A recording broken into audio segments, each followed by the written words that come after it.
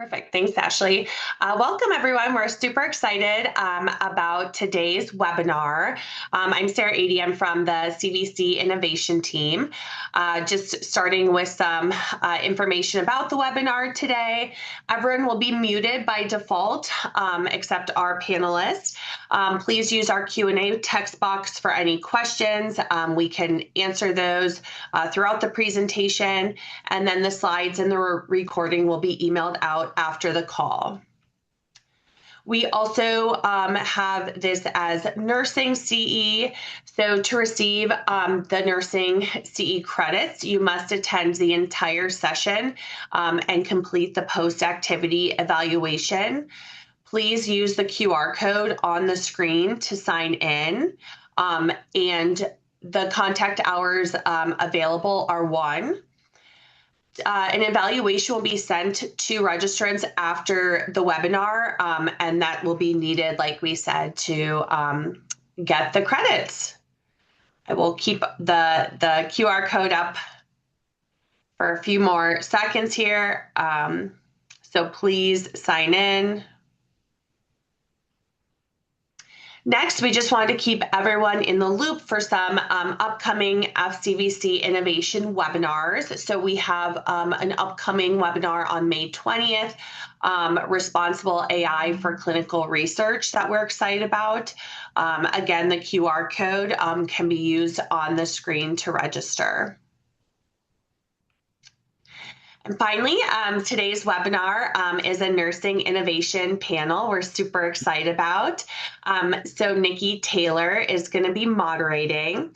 Nikki is an advanced practice registered nurse and clinical nurse specialist at the Frankel CVC, serving the CVC step-down unit and moderate care vascular units.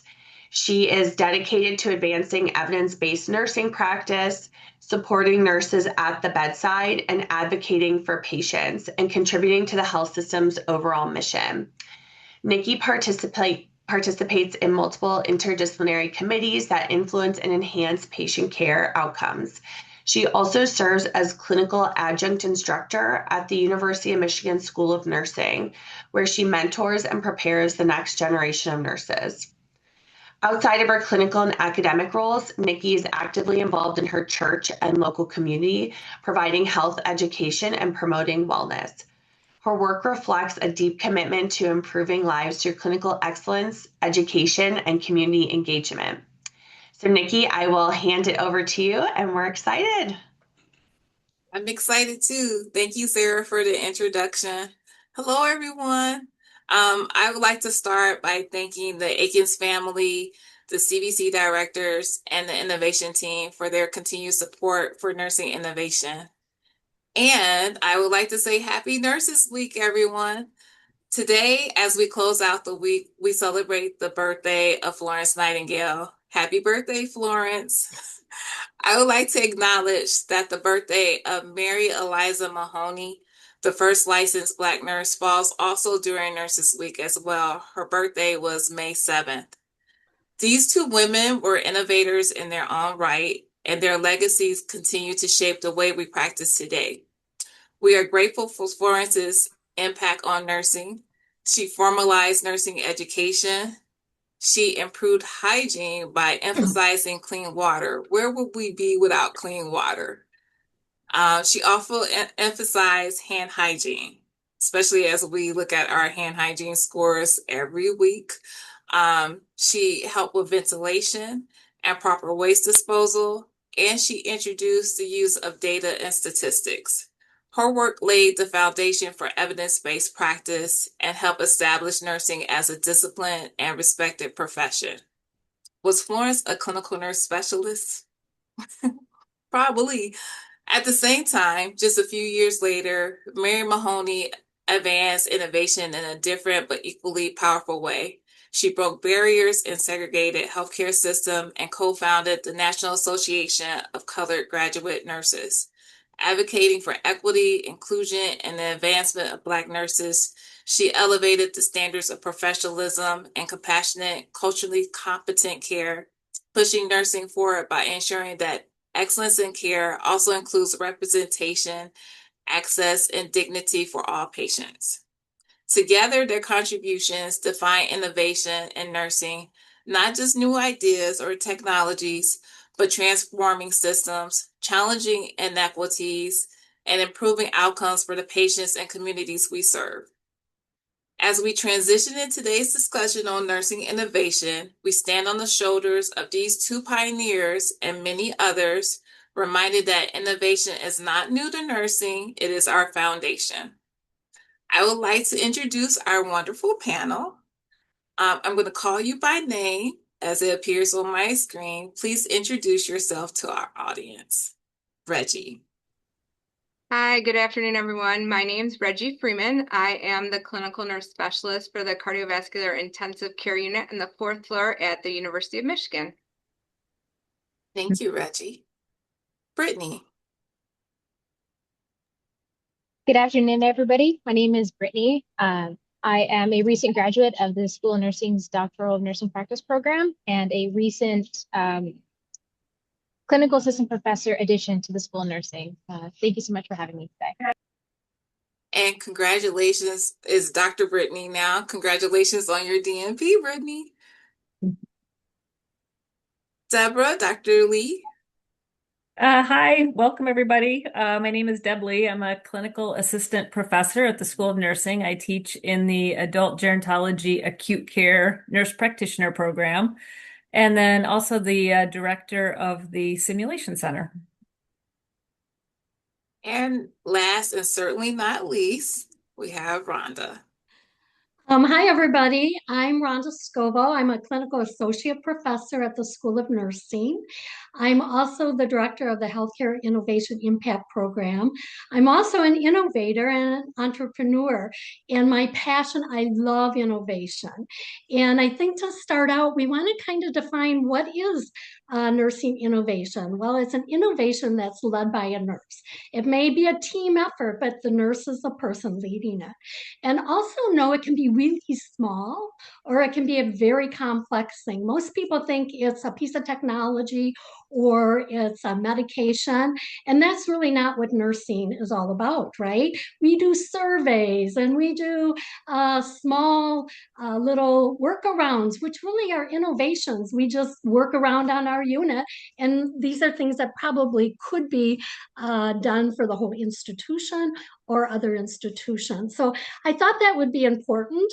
We do have a really big website that people can go to, both at the hospital and for our faculty. And we have a really nice definition. I won't go through it today, but it's pretty much what I just said.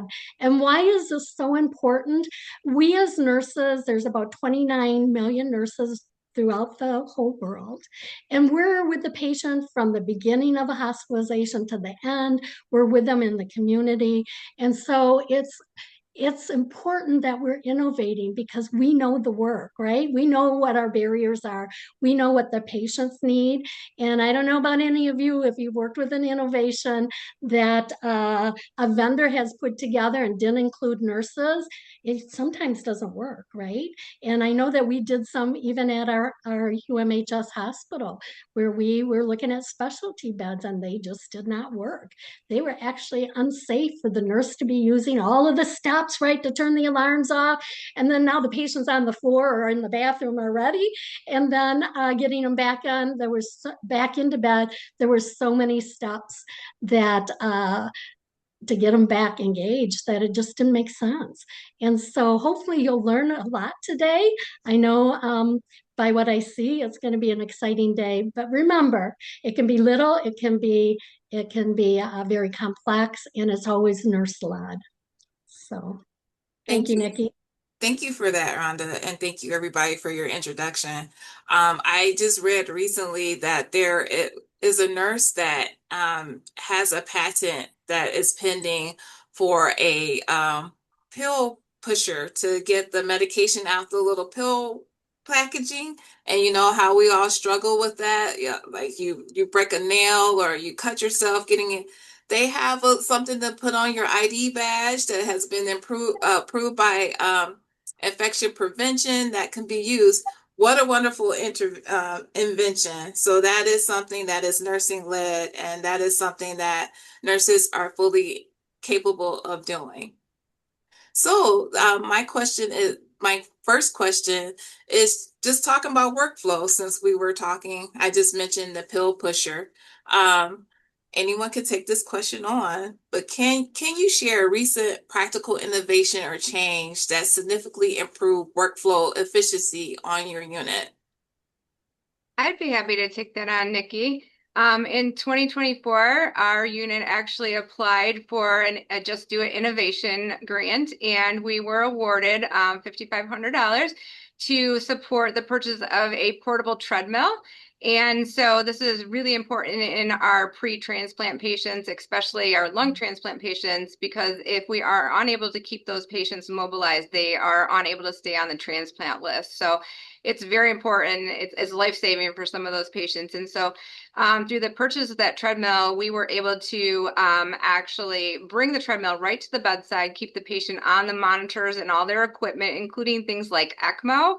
And we were able to continue to mobilize these folks, keep them on the transplant list, and actually get them to transplant quicker in some of these situations. And we were able to reduce workload for nursing by doing this, and actually reduce the amount of people that it took to mobilize these folks, because we weren't having to mobilize them into the hallway and having lots of safety equipment come with us and extra folks. And so that really has been kind of a game changer for especially those pre-lung transplant patients that are on ECMO. So that was one of the most recent things that I think has been a great approach to keeping our patients active. So.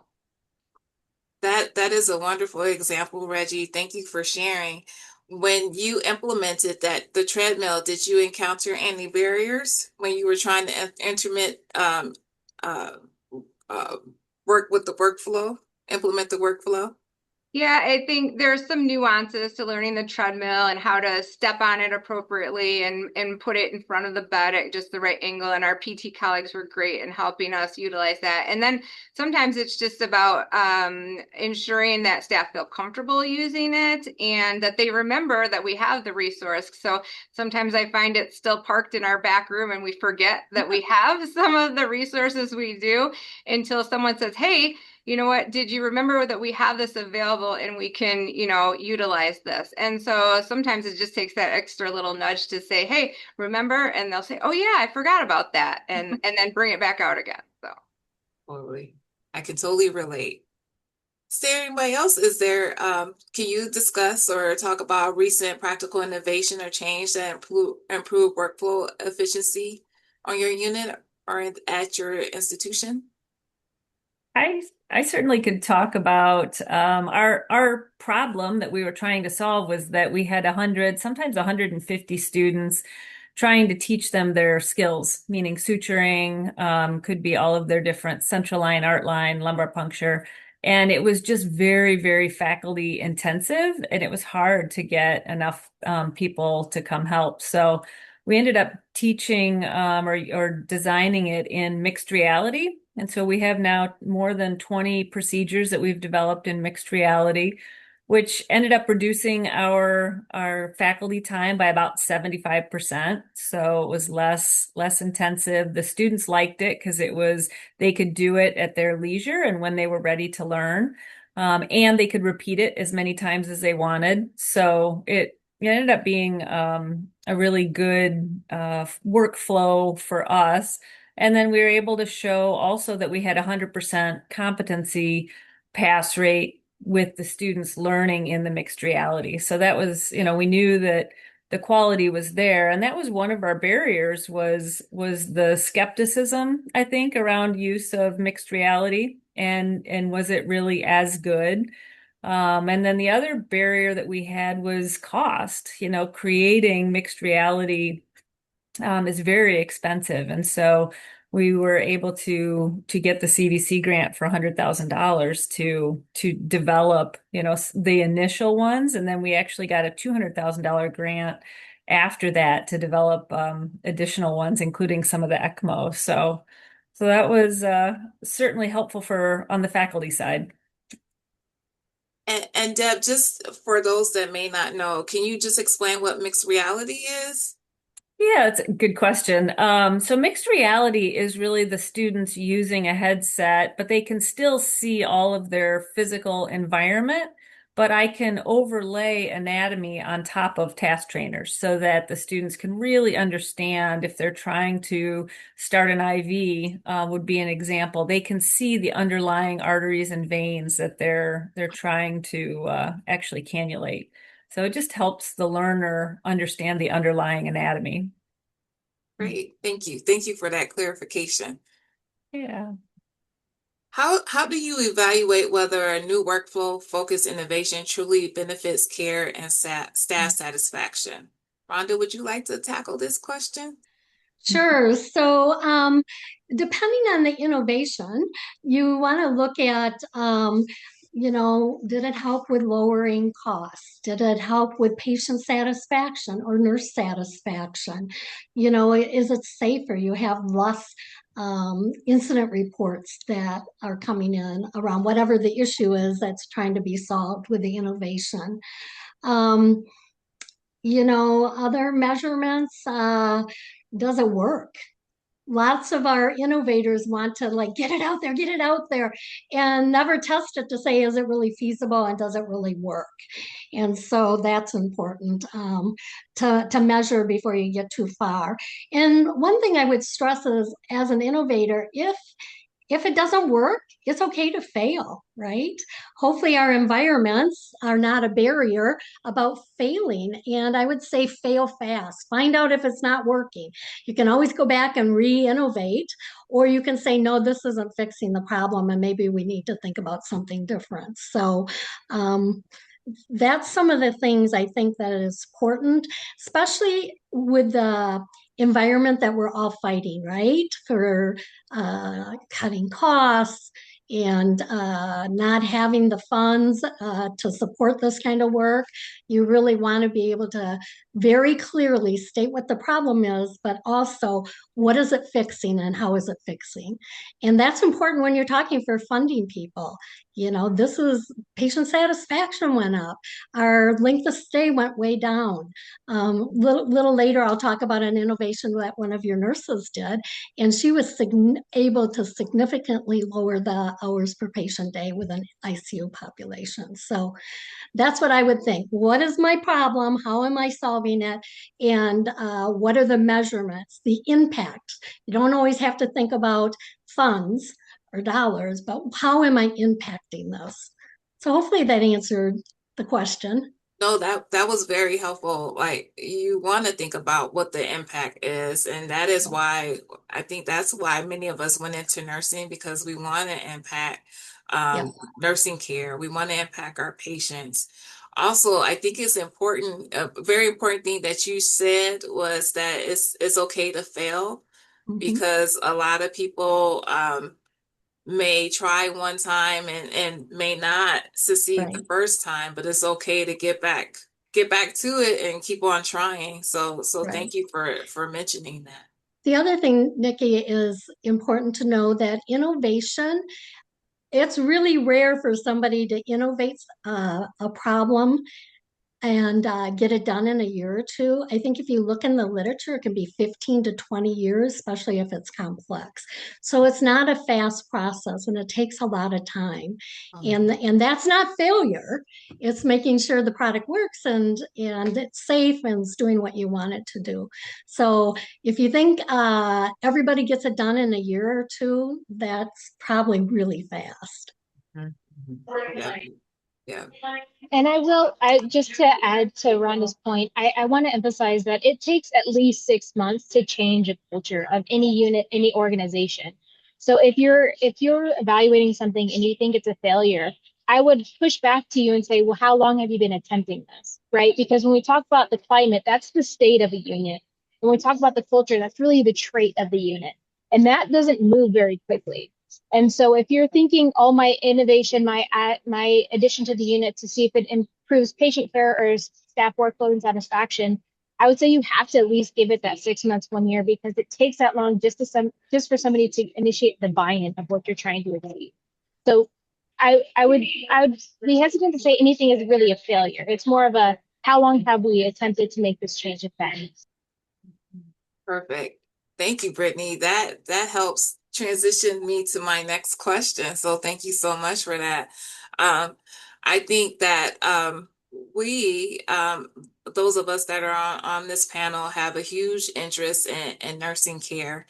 And many of you, Brittany, Regi, Deb, you guys participated in the Innovation Challenge that we've had in years past.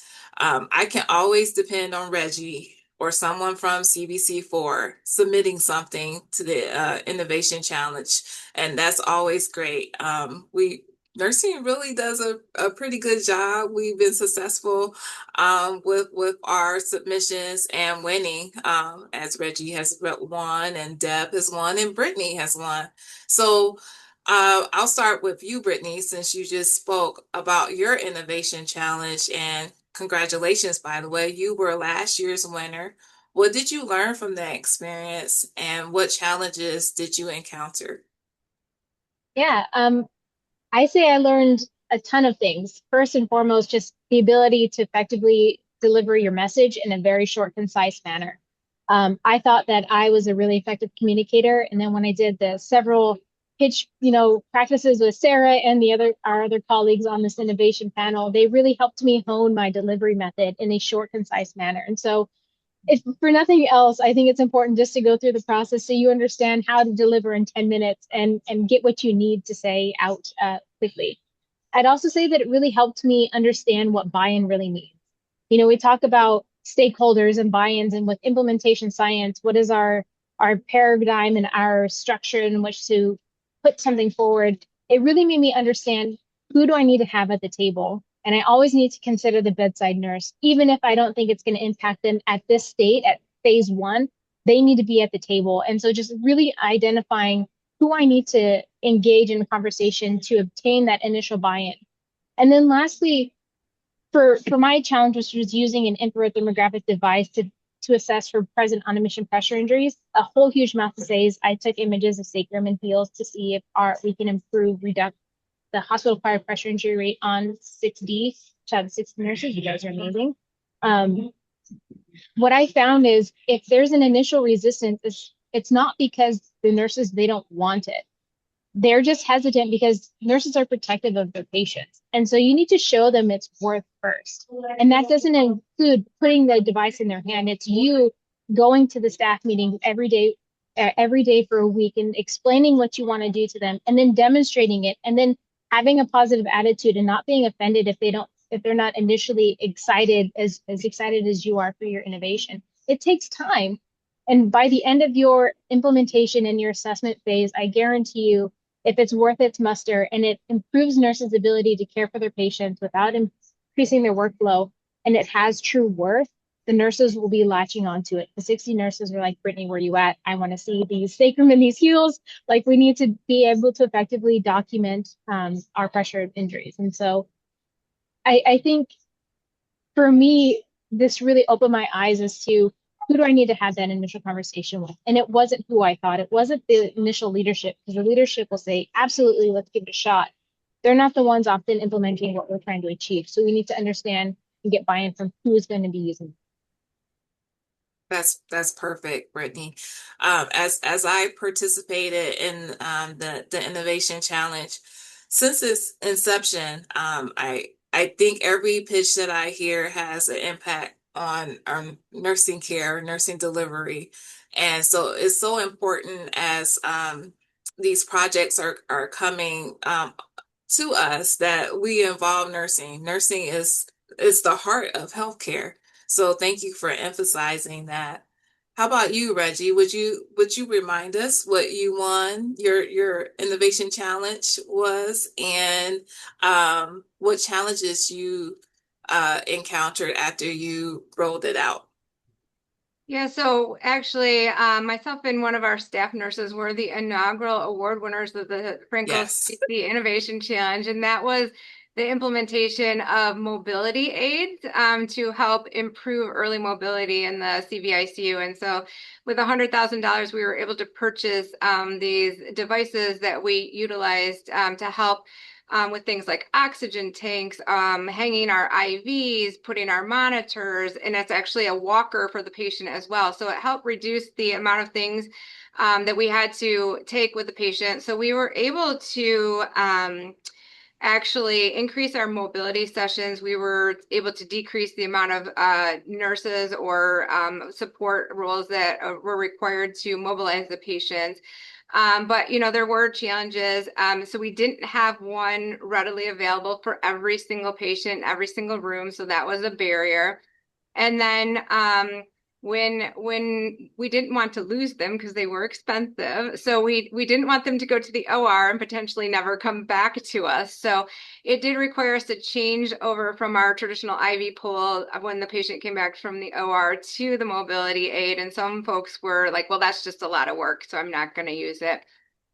So we see variation in practice of what folks do, but it really has been beneficial for some of our complex patients that have circulatory support devices. And then we can put everything on that, and that is used as kind of like their table for their monitor, their pumps, their devices, and their walker, and really helps consolidate all the equipment that we have. But I think, as Brittany said, it's really making sure that we have engaged stakeholders, and not only in nursing, but outside of nursing. So PT, we're huge proponents of it. They actually are the ones that utilize the mobility aids probably the most on our unit still today. But over the years, outside of that, we were honored to actually be awarded, as we said, the treadmill. And then this year, one of the staff nurses had a great idea. And so her innovation is we're going to be implementing white noise machines to help reduce delirium rates in the CVICU. So we're really excited about getting this going. And this truly came right out of the bedside in nursing. One of my night shift nurses brought this concern to me and said, has anyone ever thought of doing this? And, is this something that we could do? And I said, yeah. I said, I'm supporting you. Let me think about things. And then, you know what? Here comes the CVC Innovation Challenge. And I said, hey, Caitlin, this is your opportunity. And sure enough, and we were awarded the money. So we'll be working towards rolling that out. So, and we'll be looking for change champions. And along with that, we actually had a fellow who was looking to do a quality improvement project, and he was looking at delirium as well. So we were able to marry their two projects together to help promote rest. And so that's really exciting when we have the whole multidisciplinary team coming together that looking to improve the patient outcomes. So that's awesome. I just like to say that the work that you do in the CVICU has a downstream impact on my patient population on the cardiac step down unit, cardiothoracic surgery step down unit. We want you to mobilize your patients. So thank you for introducing that walker and the treadmill, getting patients up and walking, because that has an impact with our falls and everything. So this is how important nursing innovation is, because it doesn't just impact one area, but it impacts many areas. So that's cool. And it's exciting to hear about the delirium, because then we're not worried about patients coming over having delirium. So that's great too. And then Brittany, with your project, that one hit home because I worked with a nurse and we looked at pressure injuries with patients that had dark skin. And that helped. That was like a second chapter to the work that we did. And that's going to be so impactful, not for just patients that have dark skin, but for many people as we struggle with just determining if it's a pressure injury or if it's not a pressure injury. So thank you for your work. And Deb, you also had you were also an Innovation Challenge winner and with ECMO. So would you like to talk about your project and what barriers that you saw with implementation? Yeah, so we did win for trying to teach medical students and residents on how to cannulate for ECMO was one of our goals. And we really believed that during COVID, had more people understood and known when ECMO was appropriate, how to cannulate, that we could have saved a lot more lives. And so it's really gone through many iterations from the very beginning. We initially developed it in Microsoft Dynamics guides, And that worked, but you can't share it amongst other institutions. So it was really only to be shared within U of M, and we didn't want that. We wanted to share it with other institutions. And then the other challenge, as we were developing, the Microsoft team decided to no longer continue to develop the HoloLens.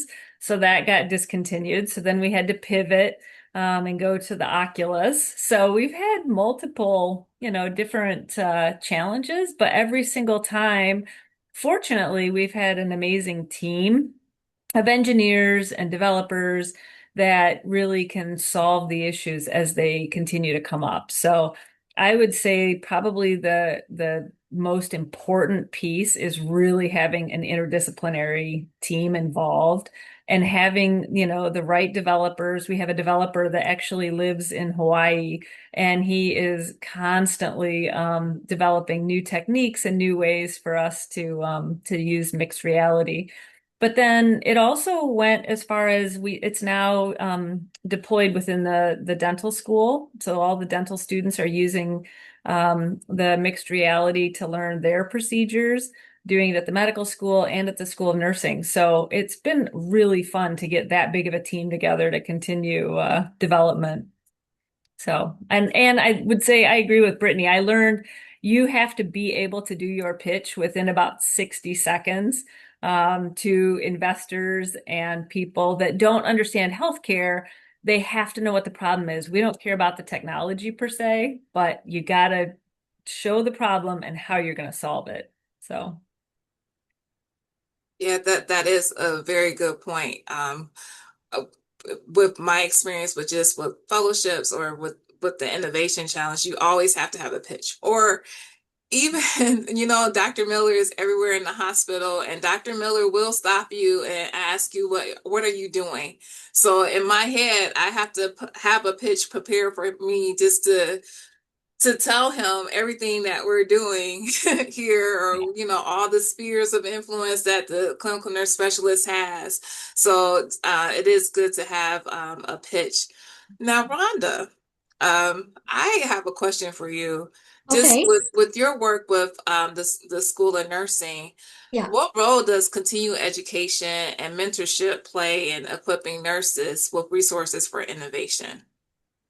So it's a big deal, right? My Very. department does a lot of the mentorship. We say that we're Switzerland. You can come to us with an idea, and I've had nurses go, I'm just a nurse. No, you're not. You're an innovator. And you're not just a nurse. You know where the problems are. So we do a lot of coaching and mentoring behind the scenes, but we also do a lot of other things. Like we have a yearly Great Lakes Conference on nursing innovation, and we really look at what are the hot topics, what are the needs. I think Tina Centris is on from Innovation Partnership. She comes every year and talks about intellectual property. We also, and you guys are welcome to any of these resources. If you go to our website, we have podcasts. What is nursing innovation? What's intellectual property? We do webinars. I go to the Nurse Executive Fellow Academy, and we do design thinking. So they really understand what is innovation, how do you design something. Um, so other resources as we go to the other schools. So both our faculty, our student projects, and even projects that we're doing with the health system, we go to the School of Engineering. We've got the School of Information. We've got the School of Business that are doing all kinds of, whether it's webinars or working independently. We have this law school that helps with patents. We even have a nurse down in Dearborn, one of our faculty, working with their informatics department. So we work really hard to find the resources for each individual that we're working with. So right now we have 55 faculty that are innovating, and so we work with them. I think we have 5 student teams, and we have, I think, about 3 people from the health system, 3 nurses. So we really look at what are their needs. I would say other things that I can't really help with is that our leadership And that doesn't have to be the leader of the unit, right? The manager or the director. It could be the charge nurse. It could be you guys as clin specs, helping our innovators identify time to work on their projects, right? I hear that all the time. I just don't have time. I have to do this on my off hours. And depending on if you might have to do that if you just want to be the sole innovator and not have the university own some of it. Or if you do on work time, they still say that they need more time. In identifying resources. So we look all over for grants, other departments. We got a $25,000 uh, grant from donors from the business school, believe it or not, right? It's not even from our own donors. And so we're constantly looking. We work with people outside our organizations, big vendors, entrepreneurs that are similar to what our nurses are trying to do. So we're constantly looking for resource and dollars for them. So did that answer your Yes, questions? that Yeah, that is perfect, and that is yeah. a perfect segue into just thinking about nursing and how we can encourage nursing to use their voice. So just knowing that you have all the support with innovation at the School of Nursing, because to be honest, I was unaware until like a couple of years ago that that even existed. Like I Yeah. was working with the CVC innovation team for a long time, and if people know, Sarah knows, I'm like nursing, nursing, nursing, nursing, nursing. Nursing needs to have voice. Nursing needs to have voice. Every Yeah. single meeting, after every challenge, nursing, nursing, nursing. And I had no idea that we had this resource just like literally down the street. Right. So that is great to know, and thank you for acknowledging that. But let's just talk about methods that you guys have found to be most successful with empowering frontline nurses to share their ideas and feedback. I don't know how Regi does it to get her staff to submit to an innovation challenge, but she does. Like literally every year there's a CBC for um, submission. So just I like to hear from everyone. Just briefly describe like how can we get our frontline staff to share their ideas and feedback. We'll start with Brittany. I would say, as a leader, and a leader can be defined in a formal or informal role. I Mhm. think just cultivating a sense of curiosity within the unit and, having the concept of death to the sacred cow. There should be no sacred cows ever on any unit. This is the way we've always done it is a trap. And so just getting rid of that mindset and cultivating the continuous improvement and a lifelong learner, I think will help bring nurses from being fearful of bringing their ideas forward. Because as we've all heard, we've all had ideas and been bitten by the good idea fairy that didn't get off the right, it didn't come off the table because we thought it through and realized is this a good idea or not. So just making sure that your nurses feel like leaders and feel like they have a voice on their unit and being comfortable to say, well, why have we always done it this way? If we were still in that mindset, we'd still be sharpening our own needles, right? We'd still be Mhm. having metal like kidney basins that we're continuously having to sterilize, and we're mixing our own chemotherapy. So if that's how we should have stayed, that's the way our practice would evolve. So just making sure that we're cultivating that mindset, I think is first. That's great. What about you, Deb? I would encourage nurses to build relationships. I think that's what Rhonda's phenomenal at, is building connections with other schools. And I use the Center for Academic Innovation on Central Campus a lot of times when I don't know who to connect with. But my original idea came from the automotive industry. It was how they were teaching people to actually put cars together.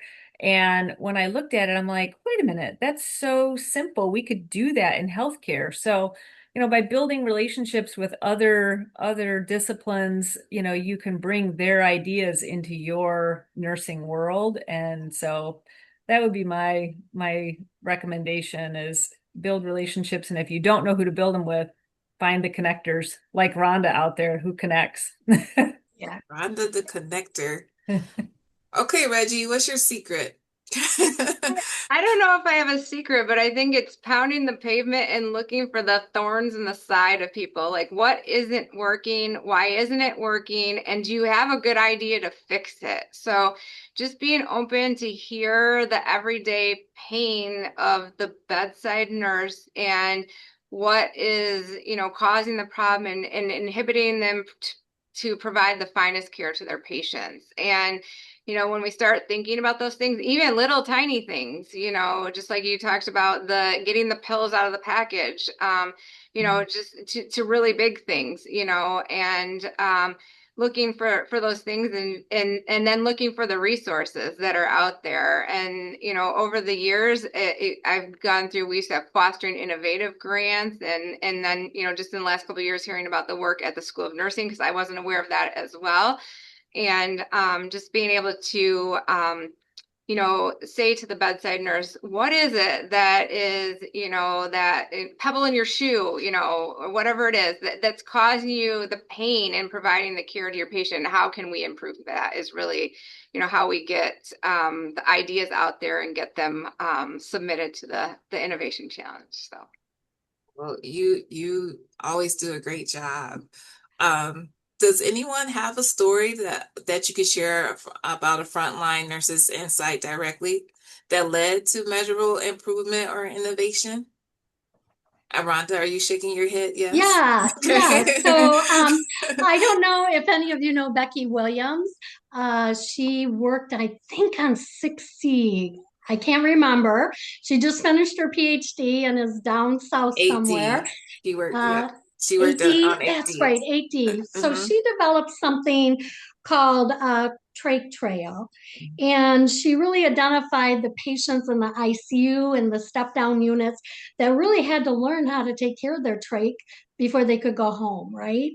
And so she developed a whole educational plan. And Nikki, you probably can talk about it better than me, but it had videos and education sheets and really focused at the patient education level. And she was able to demonstrate that the length of stay for trach patients went from 64.8 days down to 16.6. She also got a lot of money from ANA. So write that down. That's another resource for you. And I don't recall, but I almost think it was like 100,000. Yes. And it's been deployed to several units in our health system. And she's at a point now where she wants to re-innovate it a little bit and upgrade her videos and some of that and implement it further in our organization. And now that she's in the South, she's a nurse informaticist and she has multiple hospitals. She's at the corporate level, so would like to take that along with her. So more to come. I think you guys have highlighted her last year during Nurses Week, but I think that is a really good demonstration of a problem from the patient side, but also from the nurses side, and how you guys have worked with her and acknowledged the innovation, but also at the national level. So a little idea can really take you a long ways. It sure did. And she started the trach trial started in the evidence-based practice fellowship. I don't know if you were part of that year fellowship, Regi, but that's how it started. So there are a lot of opportunities that we have available within our health system, within the school, that nursing can use, and it's affordable. The fellowship is free.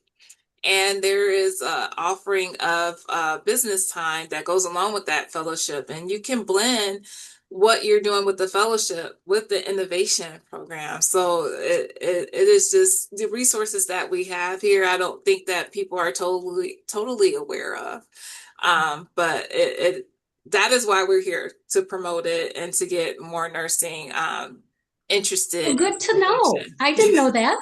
Yes, good to know. Yes, it's free. The innovation, the evidence-based fellowship is free. Yeah. Uh-huh. Great. we kind of talked about communication, but I do want to talk about that a little bit more. As I've been a part of this fellowship, it is very important to have that interdisciplinary communication. So, Regi, can you describe an example in which improved interdisciplinary coordination led to better patient outcomes? Yeah, actually, we were awarded several years ago through one of our patients actually has an inaugural or annual grant for nursing education, and we chose to focus on nursing, but actually open up to multidisciplinary. And we received $8,000 to purchase a simulation mannequin. And this allowed us to simulate actual open chest scenarios. So we take a multidisciplinary team every month. We do two-hour sessions each month teaching with our cardiac surgery residents, our nursing staff, our ICU fellows, our advanced practice teams, and we come together and we do simulation scenarios of a patient that codes, and we actually physically open the mannequin's chest. We go through using all the equipment. We go through cutting the sternal wires. We go through putting in the retractor. We go through providing internal shocks and compressions. And, this is a low volume, high risk procedure that a lot of high stakes and a lot of anxiety surrounding this because we don't do it often. And then through providing these multidisciplinary simulations, it gives people the opportunity to work together, to understand what the other disciplines are thinking, the needs of those other team members when you're working together, and it helps us really coordinate the care provided to the patients and improve the outcomes. And sometimes I get, why do we have to do this every year? And I'm like, you know what? You're going to be glad you did it when you encounter the situation. And sure enough, people do say that. And I've actually asked for more education related to that. So I think, just from a little $8,000 grant and a simulation mannequin that we can get inside the chest allowed us to really improve communication and help us function better as a team. So that's been it's been a big undertaking, but it has been very beneficial for our multidisciplinary team and our patients. So That's great, Regi. Thank you for sharing that. I know that was a lot of work, pushing that forward. And I hear a lot of residents talking about the class and nursing. So good job for doing that and seeking that initiative to know that is a need for the unit and our patients are benefiting from it. Well, I do want to leave room for questions, but I do want to talk about our culture of innovation and continuous improvement.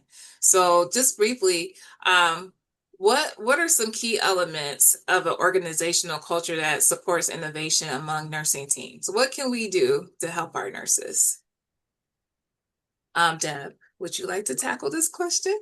Gosh, I would say, and we're very strong on this in the Clinical Learning Center, is psychological safety. There's no bad question, and we all are trying our best at all times, and so we have to make that the basic assumption that everybody has different experiences that they're bringing forward, and just being able to practice and try and reiterate in a non-judgment zone is really important. So I think that's probably the most important thing for our students and for our faculty. Does anybody else have anything to add to that?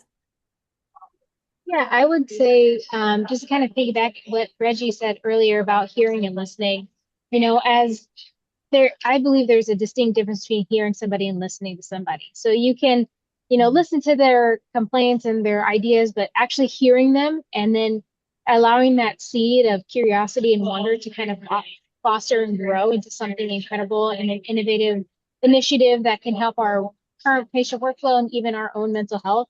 I think to help bring that forward, I think we need to understand that we need to hear people better, more than just listening to them. Because if they can say it in passing and we're like, oh, that's such a great idea, what do we do with it now? Well, first we've identified it because we've heard it, but two, now we know based on Rhonda's amazing small list of resources that I've copy and pasted down because I didn't know half of these, we can actually create something and get excited. I think a lot of the times we should be more excited about somebody's idea because even if it might not, if it fails or isn't as successful as we'd hoped, we still need to be excited and offer that as like oh, that was such a great initiative. And what did we learn from it? Wasn't successful and it failed, which I don't believe anything really fails. I think everything is a learning opportunity. What can we do with it next? And just having that like excitement, I think can be really infectious and it can really help us progress forward. And I think celebrating, right? We try to celebrate. I know Absolutely. Deb got a innovation award last year from faculty that nominated her. We do the ring belling if somebody's innovation has broken off and is no longer part of U of M. And we do all kinds of celebrations. And I think that could happen at the hospital side too, right? At staff meetings, and if you do newsletters, any of that you can put in your innovation celebration. So That is very important. We must celebrate. We have to celebrate the wins, especially when we focus a lot on the things that we can improve, but we have to celebrate the wins so that people feel value and would want to continue to put forth an effort. So it's important to celebrate. I Okay. want to celebrate Nikki really quick too, because Nikki was an award winner this year at the National Association of Clinical Nurse Specialists. She won our Innovation Award, and she's really fostered this from the beginning of the Frankel CVC Innovation Challenges. So I want to call her out too. I know she's the moderator and wasn't expecting that, but she is an award winner this year as well. So kudos to Nikki for fostering this work. Thank you. Thank you. Thank you for that, Regi. Thank you, Regi, because you've been my mentor since I became a CNS and you've had my back since I've started. So kudos to you. So thank you so much. Okay, last question for everybody so we can have time for questions for those that may have questions. But so in a sentence or less, help me help everyone else, because I want more nurses to be involved in innovation, and I'm sure you guys feel the same. And in your view, what role does leadership and peer support play in sustaining a culture of innovation? What can we do to get our leaders to help promote innovation for our nursing staff? I will start with you, Brittany, and then Regi. I would say just having a dedicated time, maybe even during huddle, a 30-second, when the huddle, anybody have any ideas what was fostered? So it kind of stays fresh in your mind of we're a culture, we're a unit of let's just throw it on the whiteboard and then see if it sticks. I think allowing that space for everybody to just know that you have 30 seconds to say if you have a good idea or not, I think that would really help. I haven't been a part of Michigan Medicine in the inpatient or outpatient yet, but I feel based on my own prior experience, having that little 30-second in the huddle can be really helpful. Yeah. What you, Regi? Yeah, I absolutely agree with Brittany. I think one of the things is just being open, as we said, to listening to staff and then kind of keeping that in the back of your head so that when an opportunity arises that we can promote that idea or support that staff member in operationalizing that. And it may just be needing to help direct them, or because a lot of times I feel like they just want to implement but not measure the work that's done and understand the impact that it's making. And we've moved some of these all the way through into publication, and so there is long term that we can go with these things. And so helping guide that staff member, leaders just need to guide the staff member through the process of these things, because they're novice in this, and many of us have experience in doing a lot of these things. So cool. Thank you. How about you, Deb? Gosh, really, I just encourage when I hear people talk about something to come down into the simulation center and play and make it a sandbox, make it a fun place to try and create a prototype and see if we can make it work. So I always like to keep the doors open and make sure people know that space is available. So people want to experiment. I have a note to myself to visit the simulation center. Anytime. Thank you for that. And Rhonda, last but not least. So I would just say that they're the connectors, right? Connecting them to the right people, maybe it's biomed or maintenance or other nursing departments, and don't be naysayers. So you guys have said it more eloquently, be good listeners, and it's okay to ask probing questions. And that's the one thing we do teach our nurse executives around innovation. Don't be a naysayer. Oh, we've done that before, because that'll really shut people down. It's really having that wonderment and keeping it and helping that innovator or that team of nurses still continue with the wonderment and want to do innovations. So, Awesome. Awesome yeah. ideas. Um, I just want to take a moment to thank you guys for participating in this panel to something I hold near and dear to my heart. When I graduated nursing school, this research and innovation was not on my list of things that I thought I would be interested in, but here I am. But I want to continue to empower nursing to be innovators because they already are. So thank you guys for helping me go along the way, and thank you guys for your work with innovation. And I am going to pass the baton to Sarah. Yes, thank you all. This was so great and so many great resources. And we had a shout out in the Q&A, no question, just from Jen, awesome jobs, and congrats to Nikki on her award. So thank you all. This was wonderful. We just have a few more resources to share. I am going to bring up my screen here, though I know, again, there was already so many wonderful resources. So before we go, we just want to, I know we have several winners here today, which was great to hear their experience with the CVC Innovation Challenge. We just had it last week. Submissions will open for the next Innovation Challenge next January. So start thinking about your innovations and how you could use the funds. As Regi said, we offer Just Do It awards up to $5,000. So some of those smaller, low complexity ideas that are a little quicker for implementation. So start thinking. And if you have any questions about it, please reach out to myself or Ashley or Nikki, of course, one of our wonderful innovation champions. We also have the Aikens Innovation Academy. So this is a customized entrepreneur education mentorship program instructed by David Olson, who is wonderful. There's project-based lectures and workshops and ends with the Aikens Innovation Pitch Showcase in May. And there's also developmental funds for projects available. So I know we've had wonderful nursing representation in this program. Our next course will launch again in January. So if you have any questions, reach out, but start thinking if you have anything for this. We also have FFMI Fast Pace. So this gives a very comprehensive overview of commercialization concepts. It's 5 weeks total from kickoff to the finale, all virtual, and really a launch pad for customer discovery efforts.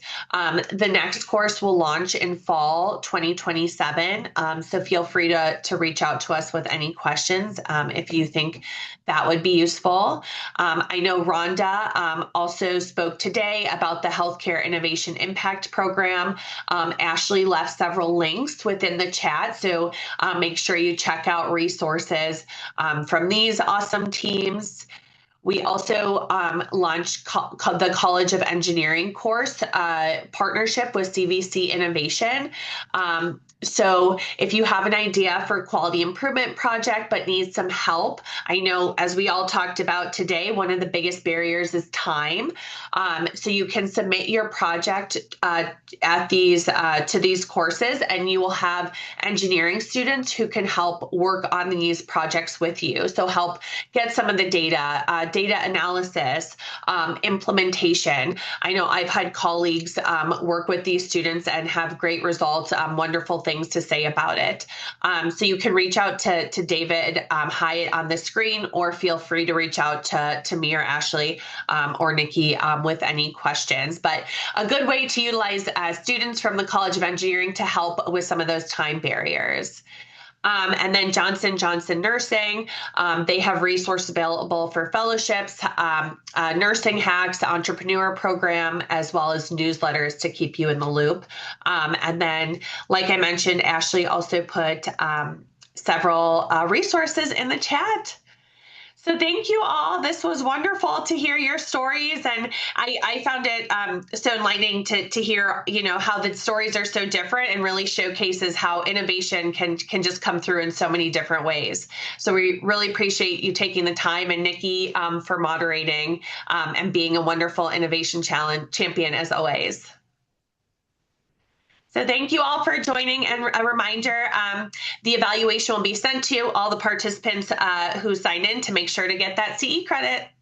Thank you all. Bye. Happy Nurses. Bye. Happy Nurses Week.